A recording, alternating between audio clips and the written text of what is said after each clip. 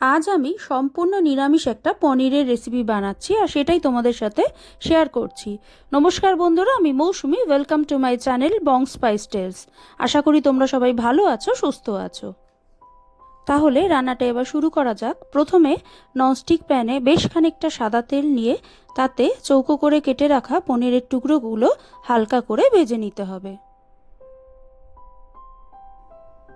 এবার ওই তেলে থেতো করা গোটা গরম মশলা দিয়ে দেব। কয়েক সেকেন্ড নেড়ে নিয়ে আদা, কাঁচা লঙ্কা, চারমগজ আর পোস্ত দিয়ে একটা পেস্ট বানিয়ে ওই তেলে দিয়ে দেব।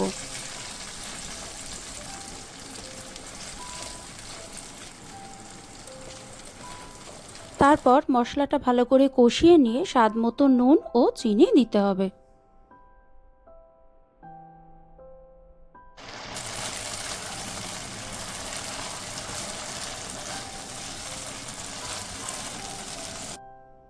ভালো করে কষিয়ে নিয়ে মিক্সি ধোয়া জল দিয়ে দেবো। আবারও ভালো করে মিশিয়ে নিলাম। এবার বেশ খানিকটা এতে দুধ দিয়ে দিতে হবে।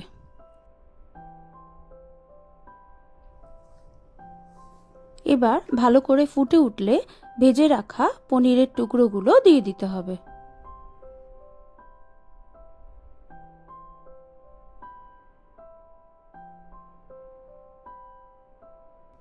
এবার কিছুক্ষণ ঢাকা দিয়ে কম আঁচে রান্নাটা করে নিতে হবে। ঢাকা খুলে বেশ খানিকটা ফ্রেশ ক্রিম দিয়ে দিতে হবে।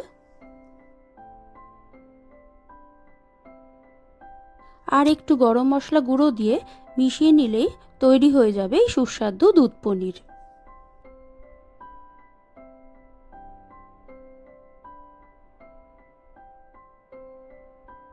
গরম গরম পরিবেশন করতে পারো লুচি, পরোটা, পোলাও, ফ্রাইড রাইসের সাথে।